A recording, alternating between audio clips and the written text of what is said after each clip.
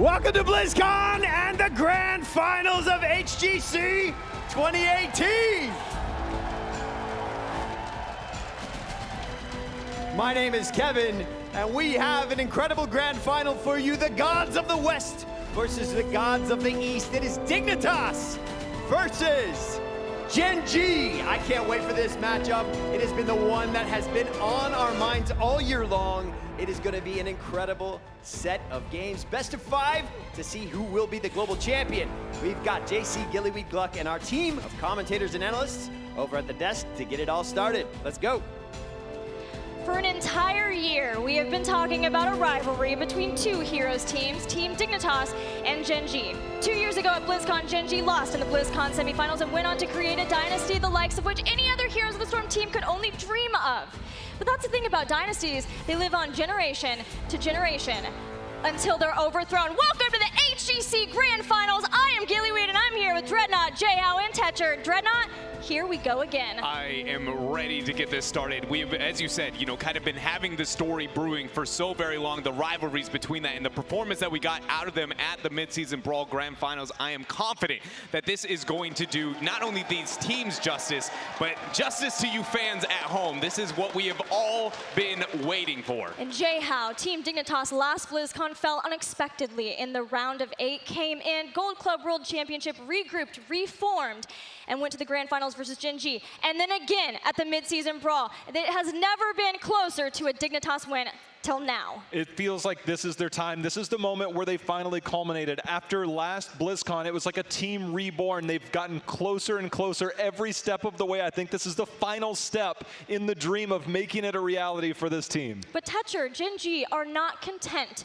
with just one BlizzCon win. They want a dynasty, especially when they have gotten so used to winning. It feels so good. Absolutely. They would absolutely want to be the first two-time champions for the Heroes of the Storm Global Championship because it hasn't been around that long. But the fact is, Dignitas have only dropped a single map this tournament, but Gen.G, they have dropped maps in group stages before, they've dropped maps in bracket stages before, but they always show up in the finals. It's always their best work. Let's look at the bracket for this event and where we've come from to know where we'll be going. We started off yesterday with 8 teams, brought down to 4, the 4 that we saw today. And I'll be honest, guys, I didn't prepare for another Grand Finals, because I was so convinced this was going to happen, and then Gen.G and Team Liquid threw me for a loop. Yeah, they very much did throw everybody for a loop, and I think even more so when you look at the series that they had before that point, the fact that Heroes was able to make that very, very competitive and close, but then somehow we saw Liquid able to evolve and move themselves on almost to the Grand Finals, but as we said before here, Gen.G was able to hold up, stand their ground, and it's part of the reason I think a lot of us are walking into this Grand Finals and saying, are they truly the upper hand team? Is Dignitas really that underdog? Because looking at the games we've gotten so far, Dig is by far the cleanest team in this tournament. Dig has always been one step ahead of Gen.G, it almost feels like. Right, group stage, Gen.G lost a game to Team Liquid. Dignitas came in unscathed. Then in the semifinals that we saw earlier today, Gen.G dropped 2 games, and that third game looked close, Tetcher. That was really close. I was up dancing around thinking that we were potentially going to get an EU versus EU finals. It was so tense, but in the end, Gen.G were able to find their opportunity and get themselves the position in their second Grand Finals in HGC at BlizzCon. A lot of it with Dignitas is, to echo what Dread's saying, I mean, it passes the eye test. I mean, Dignitas, everything that we're seeing, they seem to be the more dominant team. They seem to have more diversity than any other team here, and they execute so well that it really feels like this is the team that should be favored coming into this matchup. Well, I can't wait any longer. So all of you out there and all of you at home, get up and get loud, because it's time to crown our 2018 Heroes Global Champion.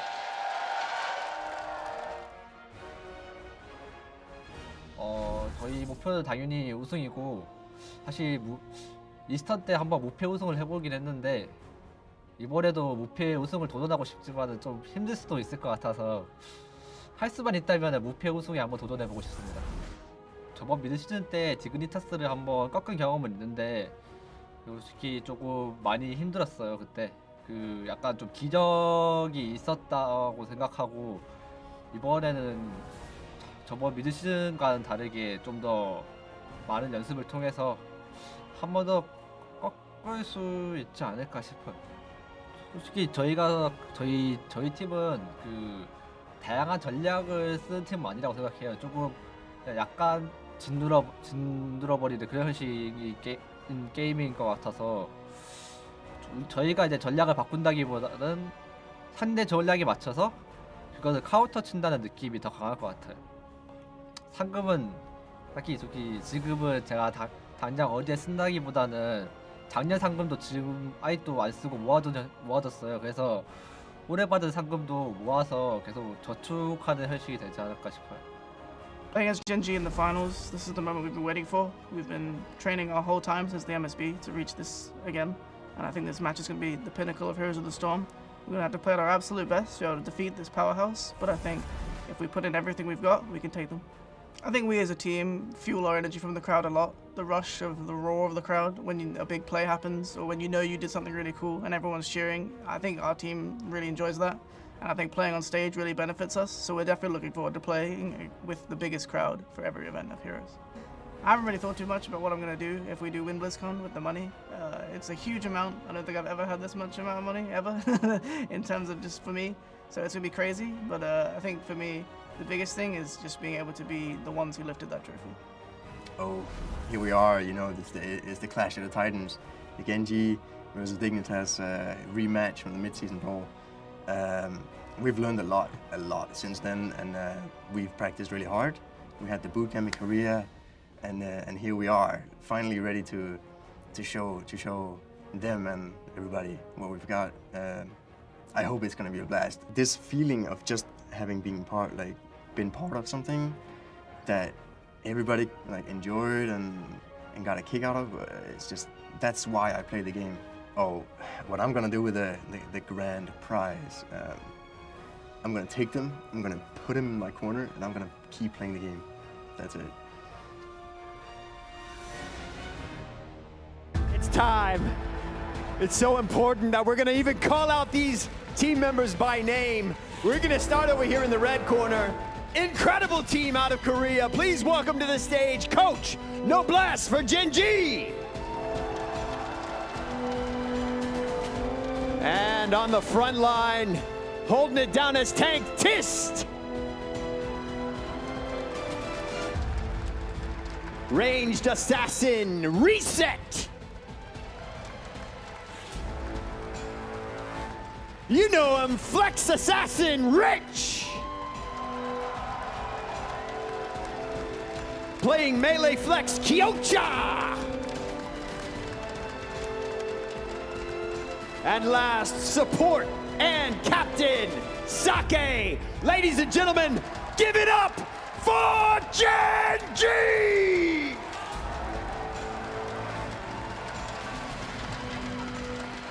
All right, and on the blue side, hailing out of EU, the best team from the West, Dignitas, and as coach, Nabi. Playing support, Zalia. Ranged Assassin, Poink. Bringing in the damage, Melee Flex, Wubby. On the front line as tank, JPL. And lastly, Captain and Flex Assassin, Snitch. Ladies and gentlemen, this is Dignitas!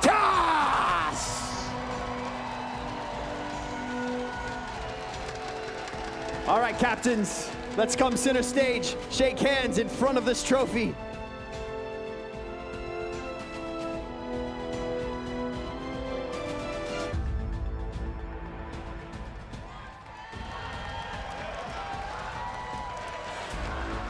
Good luck, teams. May the best team win.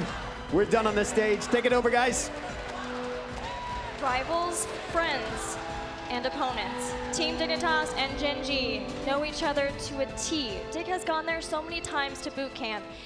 And we've heard Snitch in his road to BlizzCon talk about how grateful it was just to be in the experience of the mid-season Brawl Grand Finals. I feel the same just being here and seeing these two teams lock horns once again in a grand finals. I very much agree. You know, I feel like everybody that got to experience any part of the midseason brawl, even if you weren't there, it was a magical moment for all of competitive Heroes of the Storm, and it's only fitting that we are able to get the, you know, nightcap, if you will, of the HGC to get it once more repeated here. But there's been a lot to be gained with the friendship between Snitch and Rich, you know, with Gen.G and Team Dignitas, and it's been cool to be able to see them respect the hell out of one another, but at the same time realize that at some point that has to come to an end. It's time to figure out who's the best of the best. The other part is that Wubby on this team has been to every single finals of every event for the last 2.5 years. I mean, he has been here. He has won global championships. He did it with the Fnatic roster, but he's back on Dignitas where he had roots several years ago. So he's back here on the championship stage, a place he's very familiar with. It's such a story when you think about his history alone to be paired with the history of Dignitas. It's rivaling that of Gen.G. They just need to get the wins now. If you look at Dignitas' match history, their tournament history throughout this year, it is a sea of gold. They have come first place in basically every tournament they have played in, except this one, the mid-season brawl. It's upside down. The mid-season brawl where they did lose to Gen.G is the one smudge on their record for this year. Constantly, they run up against this team in international events. And I feel like so much of that is on this person right here, on Sake, who has captained this team since its infancy. Yeah, it's very, I feel like, underestimated what Sake has been able to do for the team. Everybody's always talking about Rich and Reset, but Gen.G, Sake has won multiple world championships on multiple roles, and there is about nobody in the world that can say that. And the fact that he is even contesting for a third on his secondary role is just crazy to me here and the rest of the roster. But I mean, this guy is nobody to look over either. Doesn't get his name talked about too often, but I think that is with good reason. Consistency is necessary within the Warrior role, and Tist, he provides. Tist's positioning has just been some of the most insane in this tournament. His zoning, preventing some of the more aggressive plays from some teams have been great. But we have to talk about Dignitas. JPL has been just a stalwart frontline ever since he joined the team, has been around almost the longest of any of the players. Wubby, there's the man. I can't speak highly enough. He's my favorite player in the entire world. He does things just that nobody else does. The way he thinks for this team, it's unprecedented, and we've mentioned Snitch so many times. As much as we mention it, Dreadnought, it almost feels like we don't mention it enough what he does for this team. I very much agree. He has been a player that at this tournament specifically has stepped up for the squad. And depending on the results that we get, you know, I was giving some banter out in the back there with him. And one of the things that he said, you know, it's out with the Rich, in with the Snitch. It is time to claim himself as one of the best, if not the best player in the world. And I think his performance here is a large reason that we, you know, talk about passing the eye test so far throughout this tournament. I feel like he is very much a key element in that. I mean, not just this BlizzCon, last BlizzCon, Bakery stepped down from this roster, and this roster needed a leader. Snitch was an easy choice. I remember a time when it was questionable about his play and his position on this team, and now it is, without a doubt, Snitch's team. He is captain, he is leader, and he is leading the charge now in so many different ways and different plays that he makes. Exactly. He's been around for so long playing with some of these players, but when this team started as Bob ? And finally swapping over to Dignitas for one of their first BlizzCons, Snitch has been there. He's always been solid and has just grown as a player, as a person, and as a captain. And another guy that I think has grown a lot, and sometimes we can maybe forget some of the impact that he has had, has got to be Xaylia. Not only is he standing out as one of the best supports in the world possibly, but we have to go before GCWC at the beginning of this year, or at least the late end of last year, he was not even a support player. So the fact that he is sitting here rivaling members, and I mean, I'd be willing to say that I think he is a better support than Sake has been. And again, I'm giving a lot of credit to what Sake has been able to do, but Xaylia's performance, his growth, has been almost unmatched to any player throughout all of HGC. These ingredients, this recipe for success is absolutely necessary to take down a team that has won as many things as Gen.G has consistently throughout the years. I'm talking Spring Global Championship 2016. The roster known as MVP Black went and has the longest win streak game-wise of any team ever in Heroes of the Storm, and still they persist in the grand finals, J-How. It's been the evolution of this team, because the core of that roster still basically remains when you have Sake and Rich there, but it's changed. That was the dominant force. They were coming at you at every single angle at every moment of the game. This team feels different. They've evolved. They've gotten smarter. They do things differently. They play the map well, and it's just they're not the aggressive team. They're more of the counter punchers now. It's very different feel from the team, but the dominance is the key factor because that has never gone away for this team. So how does Team Dignitas get a win over them here? What must happen, Dreadnought? Got to put Rich on something he's not comfortable on. That is step number one. Find a way to be able to focus on them. And then I would argue game number two is got to be focus on your macro, or at least a way to be able to manipulate the battleground, because there is still, you know, I will always swear by the European region, and especially those that sit at the top are far and above the best in the world in making that happen. And those small elements are the things that I think Dignitas has to rely on if they're going to have a confident victory here against a team like Gen.G. Couldn't agree more. Dignitas, if they can make the plays happen on the map, then they might be able to do something. But more importantly, in the draft, and this is where we jump back to Wobby, his drafting style has always been looked at as one of the best in the world. And if he can take Rich off those comfort heroes, then they are going to have a pretty decent chance here. You think that sign was made just a moment ago, or that's been sitting there for a while? We're going to see if that happens. But, you know, you go back to, Zaylia said in the interviews, like, we learned so much from Mid-Season Brawl. I think everybody on Dignitas would acknowledge that. There was a time in that series where everybody's like, wait, is Wobby as good as he is? Because there was a focus on the solo lane to dive onto that. And they started to adapt. They started to change the way that they played throughout that series. And I think that was only for the better for them in the long run. It's time. Yes. Let's head into the Battleground pool and find out where this best of 5 commences.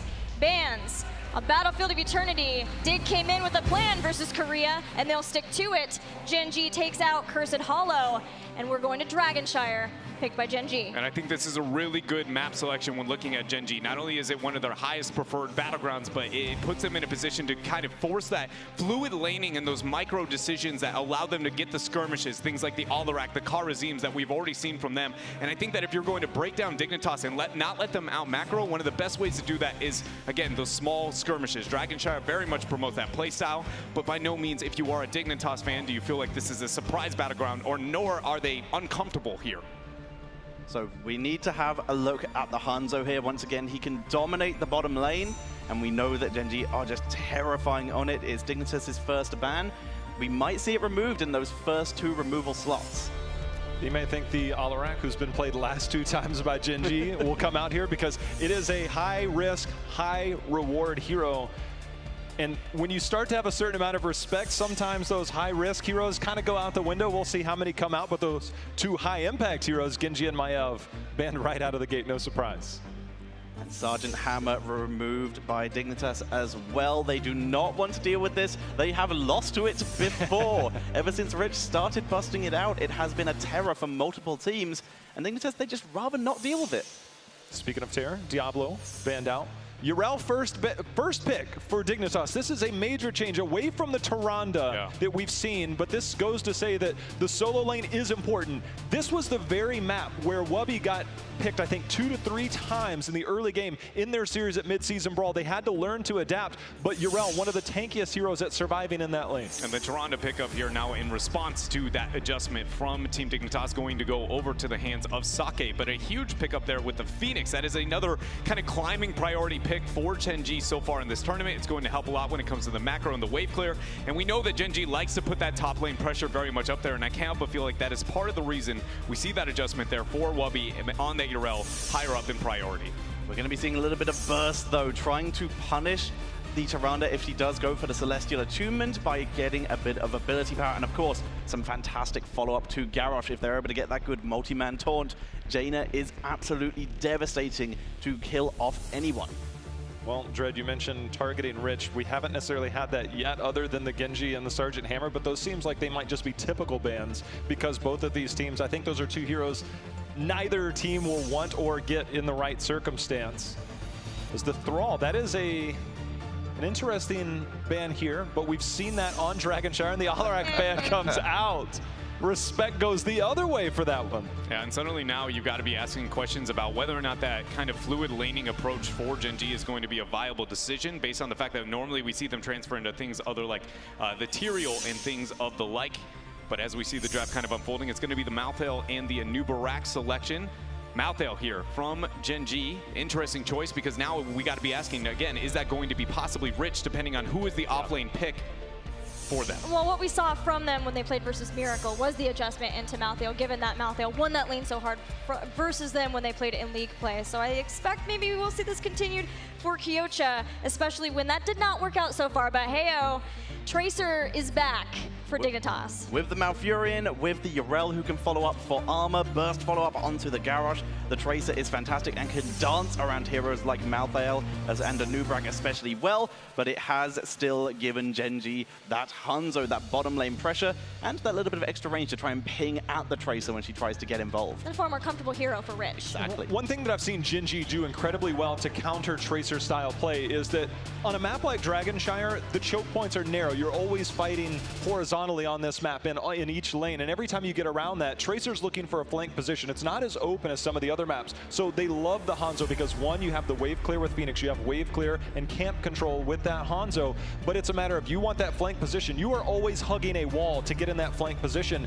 and I've seen them use that. It's like you get that poke and that scatter, or all of a sudden that Tracer took 70% of her health, and it's like, wait a minute, this isn't what we signed up for, and I really like the Hanzo picked at the tail end of this draft. I do like the Hanzo at the tail end, but I still am pretty appreciative of the Malfurion Tracer Garrosh synergy that they have, and Jaina is nothing to laugh at either. If the one Ice Lance hits within the 4-man of this laning phase, somebody should be dying in the hands of Gen.G. They have, yes, the opportunity to Phoenix kind of warp out, but Garrosh should be threatening enough that that's not a problem. Hanzo, he goes down. Malthael, he goes down. Tyrande definitely is going to be one who goes down. So overall, I actually really like this draft because normally when we see Tracer in these circumstances, it comes at a lack of wave clear. Jaina is going to be primarily blizzarding the minion wave, and yes, that does detract from that kill potential, but I think it's more than enough to handle just the Phoenix Hanzo. Well, friends, it's Grand Finals, so let's give some predictions. Tetcher? I'm looking at these drafts, and Dignitas I'm really enjoying it. It has enough protection against the burst style of Gen.G, so I'm going to go with Team Dignitas. It's the hardest question I've ever answered. The Tracer, I love a Tracer against these style of compositions, but I look at the poke back. I like Gen.G here in this draft. The one thing that makes me lean a little bit towards Dignitas here is purely on the top of the Yrel. And it's not because I think that the Yrel is maybe that high of a priority and necessary there, but it shows that there's clear concern towards Wubby's lane and how that's going to be approached. And I think Dig needs to have that against a team like Gen.G on Dragonshire. So I think they came in with a plan, and I feel like they've got to feel comfortable. I'm on Dig. I too feel like Dig is coming in with a lot of momentum, given that they had the win in the last series. So I'm going to give it to them. Hey, are you guys ready for Grand Finals?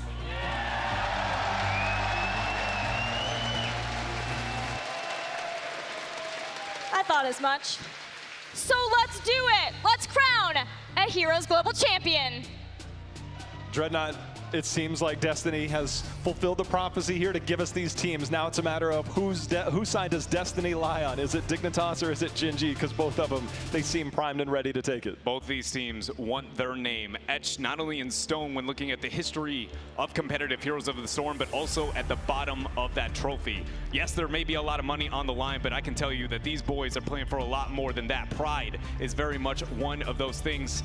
And as you said, the prophecy seems to have been fulfilled. Ladies and gentlemen, we are ready for game number 1 on Dragonshire. And here we go.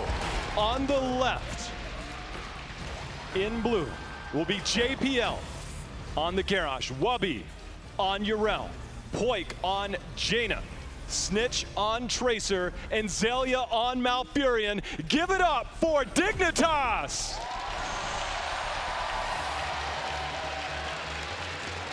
And the men maybe against not only Dignitas, but the crowd. Sake going to be on the Tyrande. We have Kyocha representing on Malthael. Phoenix played by Rich. Reset is going to be on the Hanzo. And last up, Tist on Anub'arak. Let's hear it for Gen.G!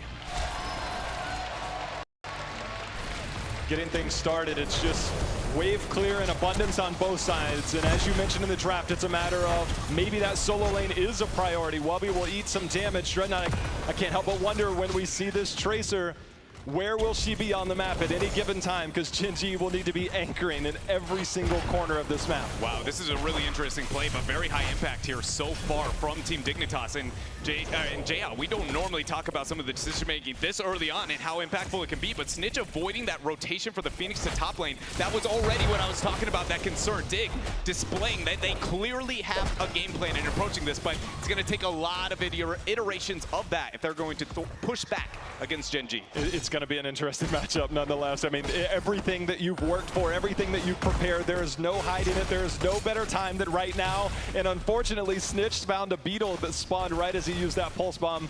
He'll have another opportunity shortly, but right now, Gen.G focusing on the siege camp. Yeah, Jaina for Team Dignitas looking to pick up that for themselves as well. So it's not like it's going to be neglected. Even amount of pressure towards that southern lane. During this downtime is typically when we do see that transfer for Gen.G towards the top half of the battleground, not giving so much consideration towards the bottom here.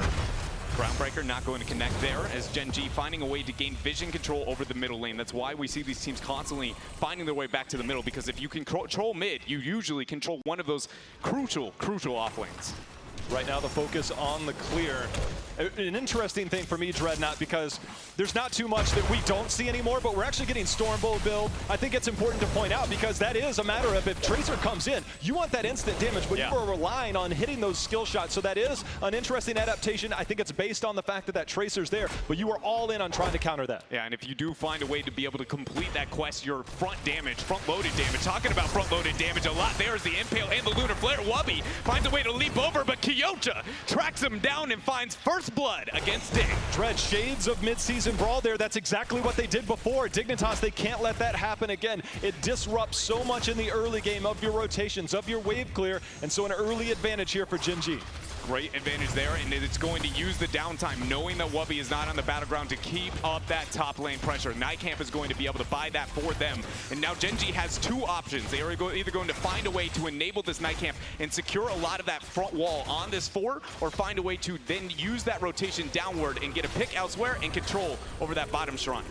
Could see Snitch getting the healing just as Azalea comes by to make sure that he is well taken care of. That regrowth will stay on there, provide that passive healing over time.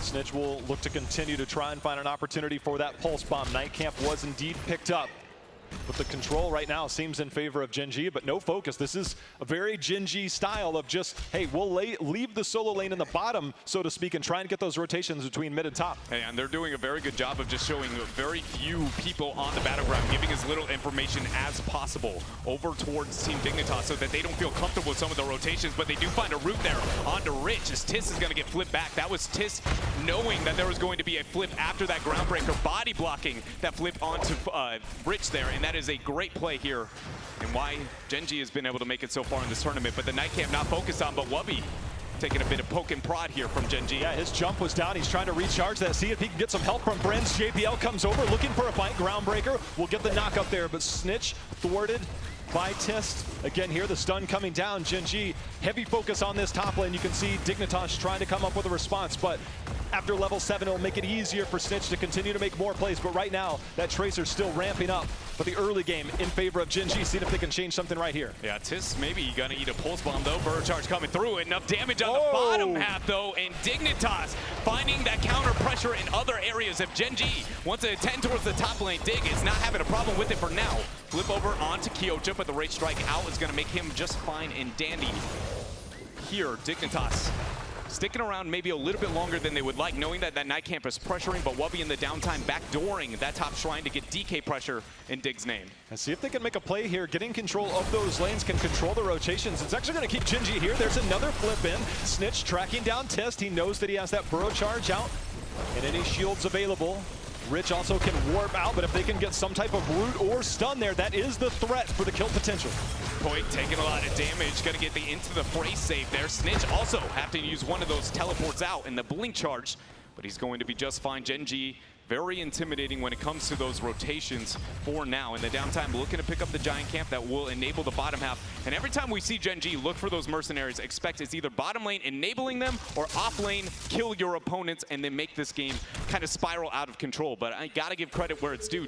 Dignitas has done a very good job of stalling the cadence, which Gen.G normally has on Dragonshire. Yeah, it really feels like it's playing not to make a mistake as being proactive. They were proactive in the top lane, but everywhere else it's a matter of don't give anything up. Dignitas is constantly threatening with this Tracer moving around here. Gen.G, they're roaming as a group, so it's a different feel indeed. As Gen.G will have camps pushing in the bottom and responded to as Wubby and Snitch looking into this top lane. Looks like Snitch is not going to be able to commit here up on the top half, so we'll see what he can make happen down below. 6 minutes in and still no Dragonite acquired for either side, but Heroic soon. An attempt to gank there, but Poik not stepping out too far. And this is something that Gen.G has been doing pretty much since minute 1, is the amount of information they've been giving, trying to manipulate the fog. Tist able to sniff out some of Team Dignitas, but again, not quite in position to pull the trigger. And at J-How, I think bringing this back to the draft a little bit, that comes down to that Jaina. She's so worried about getting the wave clear that she is not able to slow Gen.G so that pesky Tracer can track them down with the pulse bomb. Yeah, the Jaina got the 1v1 that kind of snuck in there, but outside of that, I agree with you. It has been difficult. Now that this wall is down, we already saw the threat in that top lane. It only gets worse when you don't have a retreat point. This is a Gen.G special. Use that Anubarak, dive under those forts, use those beetles to tank those up, and try and confirm those kills. But 10 now online for both teams. Wubby, bit tankier now with that Ardent Defender if needed, but also with Tracer trying to do some bonus damage. This is where Tracer really starts to have a greater impact. And we already see here that Xaylia actually not going to be locking in his heroic selection. And I'm not going to lie, this is probably one of the better circumstances to go into that Twilight Dream. We were talking about the threat that Tracer can have when it comes to the dive on the backline, but Twilight Dream's one of those best kill potentials as well. And one thing we have to consider whenever you have the Twilight Dream, though it may come at the cost of Xaylia's life, into the fray is a great enabler there. Warp already used though by Rich. JPL not able to find the flip as the Lunar Flare comes in. Indomitable use. He's going to be there. There's a Dragonair that's going to eat right into the salvo. See if he can get any kills. None yet. As Dignitas survives, Snitch taking the poke there from Reset. He's able to survive for now. Dignitas needs to reset this quickly. Yeah, they're able to make it out though, and nice into the fray as you had pointed out there. But it is going to be the Twilight Dream selection for Xaylia, and that is because, again, those squishy backliners, if one silence hits them and the Tracer is able to move up, it is very unlikely that Tyrande can save that target. Flip or root, a lot of damage they're going on to Tisk, but the burrow charge, it's all it takes to be able to make it out for now. Gen.G gaining control of both shrines. Now with Dragonite threat, Rich starts channel. Snitch will go in with a more harassment, trying to get that. The kill targets are so hard when you look at the warp out by Phoenix. Reset nowhere near on that Hanzo, but as he moves his way in to try and get this capture, Gen.G moving forward. Dignitas holding ground for now. Dignitas 6 seconds out from the water elemental, something they may want to rely on to get a counter initiation. Only 8 seconds there for Gen.G to have Reset with that Dragon's Arrow. Nice reveal there with the Sentinels, going to make JPL second guess the positioning for a moment here, but a lot of kind of head-to-head matchups here over this mid lane. Surprising amount of kind of lack of information and more so focus towards that top lane again from Gen.G, but I feel like that is Dig kind of forcing their hand. Seems like these counters of Phoenix and Hanzo have done so well at every time Snitch moves in, he's being forced off, and Malthil does an incredible job against Yrel, and it's been difficult for Wubby to gain control in that. He needs some assistance, but they can't afford to give any. They have no way to get control. There's the Dragon Arrow that's going to land. Nature's Cure, though, comes out. Will buy some time, Dread. A lot of damage there, but the taunt on the Rich will flip over. The damage coming through, and Dignitas find themselves the first kill. Twilight Dream going through 1-for-1 between the teams. Pulse Bomb out. Kyocha is able to survive for a bit longer, but he is going to drop. Dig find themselves a lot of kills. Another root! The root! 1 for 3. Dignitas tear open Gen.G. They've been waiting for that moment. They've been building there. They finally got there, and plays made by just about everybody. And now Dignitas will look to claim control of those shrines. Wubby moves to the top. You have somebody moving to the bottom, and now it's Dignitas' chance to try and get the first DK of the game. This is a huge swing for them to be able to gain the control, but you see no patience here from Gen.G as they're just going to find a way to match into Wubby, making that Dragonite not an option for now. If Dignitas maybe have put more emphasis onto the mercenaries in this situation, they buy that pressure later on, but not being able to get that, and Gen.G with that counter rotation has essentially kind of stalemated this out back to a near dead even game. Well, that not quick enough. There we go. That's DK number 1 picked up here. 13 talent here. Gen.G did a very great job of stalling, but came up just a few seconds short. DK will target this mid lane for now, see what Dignitas can do with it. Front wall focus just for now. Now Dignitas, whether or not they're going to put any pressure towards top, no, the answer is still sticking to the Western paradigm here, making the pressure towards bottom, afterwards enabling that multiple stack of mercenaries. It is only a 10-minute Dragonite though, and conveniently enough, because it is the first Dragonite of the game, a lot of structures have actually not gone down. At this point in time, normally we're going, you know, what are these mercenaries going to be threatening towards the keeps themselves? But Dig, double front wall seems to be the answer for now. And we'll see if any of those offlaners decide to make the transition down. Well, they're trying to track Kyocha down. He's going to mount up. There's the end of the fray. That's going to get the slow, the lockdown. The roots go down. The taunt comes in. Wubby, they don't have the kill potential here. Dragon Arrow will buy some time for them to get out of here. Kyocha able to survive. Good team play. And now we've got the cocoon. Snitch trying to get out of there. Last rites. Finds it, and that is another kill now for Gen.G. Great job there, being able to hold their own and not over kind of react to the fact that we saw the Malthael able to cut out for a moment. He's gone. But Poik here on an island. Gen.G say thank you for another one, and now they find themselves dead even when it comes to the kills. 4-4 overall. But definitely a big misstep coming out from Team Dignitas, though Gen.G maybe didn't expect to be able to give up the Dragon Knight at that point in time at that level. Definitely Dignitas not assuming that counterplay here out of Gen.G. Well, Gen.G getting that kill, there is experience in that fort, but it's a matter of, is it worth it? I mean, we'll see. The death timers here, we still have 15 seconds before Jaina is back. See what Gen.G can do in the meantime to try and get some of that back, because right now Dignitas still does hold a lead, but it looks like it's only momentary. Dreadnought is Gen.G pushing down the spot lane. But we do see from above, Dignitas looking for a collapse. Urel was looking to make the transition down, but was scouted out by Kyocha for Gen.G. Sentinel going to get a bit of a reveal, but not allowing anything to kind of move up so far. Focus onto the fort. It should go to Gen.G over here. But look at this. Dignitas able to zone off enough. It is coming at the cost of some of that top lane experience. Hold on, Zalia hits himself a root, and suddenly Rich is out of here. Zalia's just been making root play after root play. Remember, there's no fort here, so that's actually a very good impale to slow down the assault here, because Snitch maybe have been able to track that down, but Dignitas with another counter kill goes up 16-15. They're actually going to take the Siege Giants of Gen.G, maybe look to make some plays of their own. Great job by Team Dignitas identifying that the Malthael was not there and that they had enough. One more. And look at this, they know a man down. They're going to be able to force it. Cocoon comes out, the Warlord's challenge. JPL unable to steal the camp, the last rites. Now it is a 1-for-1, a 4 versus 4. Snitch trying to get the retreat. The Twilight Dream ends up going down here. Kyocha is surviving somehow, 1 versus 4. But he's not done yet. He goes in and ends up paying for it. Right now, Ardent Defender used. Wubby goes back in, and Gen.G, they're going to back off for now. Lunar Flare will land Wubby.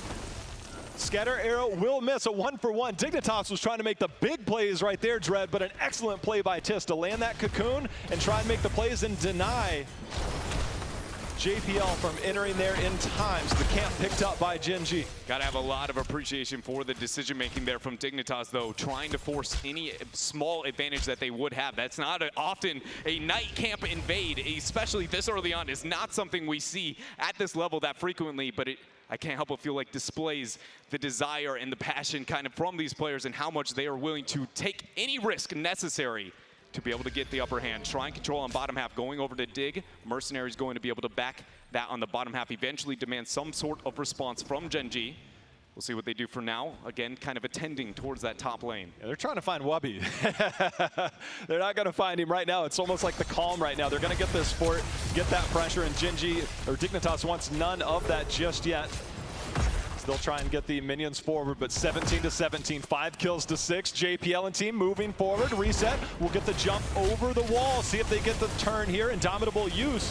JPL took a lot of damage on the way out, Dread. Yeah, that was a lot of damage there, as you said. Look at this, though. They find Kyocha. The damage comes through. Twilight Dream is there, but Kyocha survives. Pulse bomb, locks it in. Nope, Chuck Testa, he survives. Shadow Stop with that heal helps him stay up here. Now the Lunar Flare comes in. 2-man hammer. Warp out from Rich, but Gen.G survives. Zalia with another Scatter Arrow. Root. Every time somebody walks near one of those walls, Reset almost had a kill of his own. Wubby gonna hold position for now. Still 10 seconds before that Ardent Defender is up. See if they're willing to commit to the fight. Kyocha will go in. Race strikes in, trying to get on there. Last right's gonna be there. Doesn't get the takedown. No Ardent Defender yet, but that will snipe him. Wubby gets sniped at the tail end of that. JBL will get the toss out for Zalia, but now tracking back. Poik, can he survive? Snitch, can he survive? Because JPL living all day long, but and the Scatter Arrow gets the kill. That is just Gen.G now cleaning up house, 3-0, and with this have the opportunity to deal with that bottom lane pressure. You could see the decision making out from Dig, knowing that they had the Giants down below, maybe catch somebody out in rotation.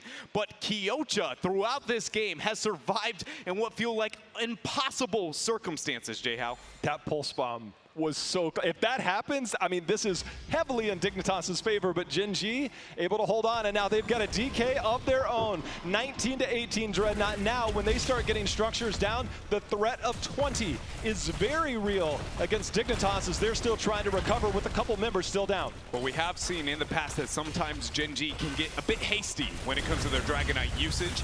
If they do not have the 20 advantage and make the transfer towards the bottom half, maybe overextending a little bit too early, we'll find out. Dig just ended up getting JPL to join the rest of their ranks. If they have any interest to be able to force the hand, free 20, it's got to be beyond this Dragon Knight, knowing that Kyocha's in there. But for now, we see the Blizzard dropped from Poik to make sure to get as much damage out as possible. There's not a heavy diving threat beyond the Anubrak, but with the DK and 20 tier, a lot can happen, including the Dragon Zero, so Poik's positioning has to be very cautious. Once this tower falls, 20 will be picked up. JPL kicked into the corner, Snitch being tracked down, he's getting low. Ardent Defender has been used. Wubby able to track out. They survive for now with no keeps down, the toss in, Dread. Kyocha ends up flipping over and they get the pick there. Twilight Dream goes out, Salvo is going to be used, but Gen.G finding themselves a double and use this time to now focus the keep.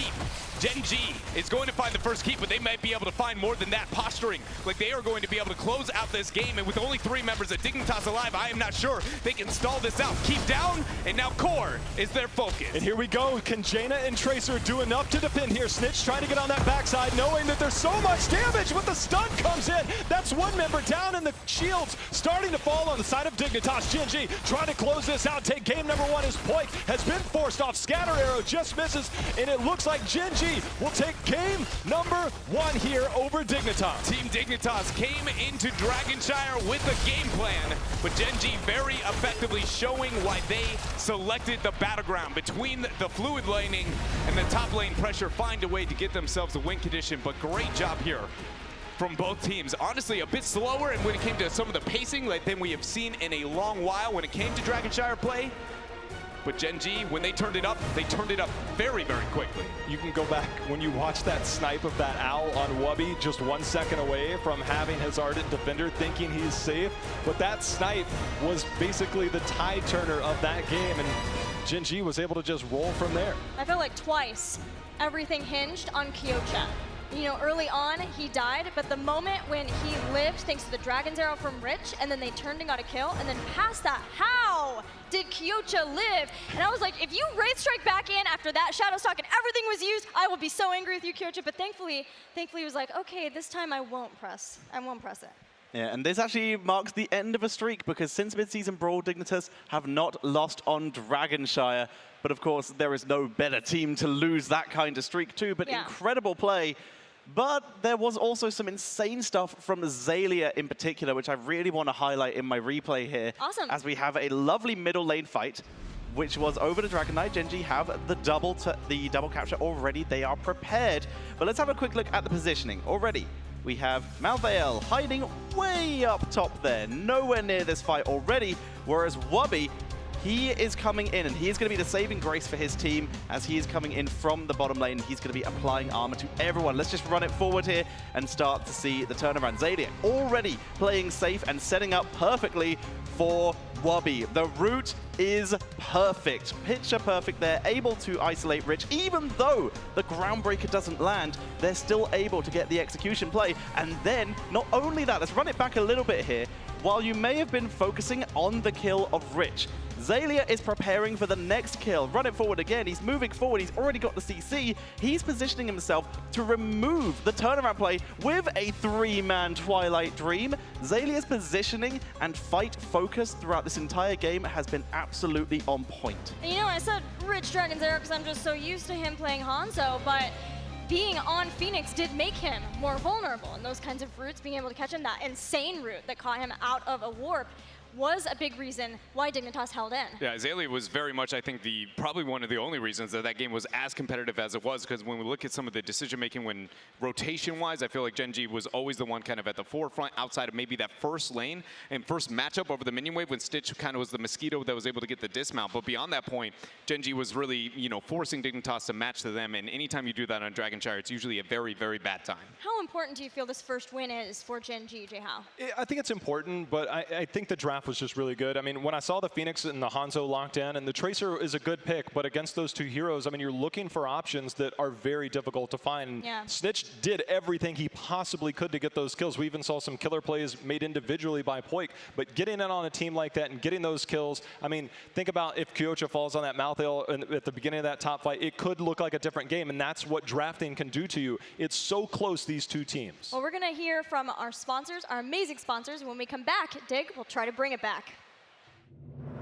The 2018 HGC Finals are brought to you in part by Republic of Gamers, Corsair, T-Mobile, Samsung SSD, and NVIDIA.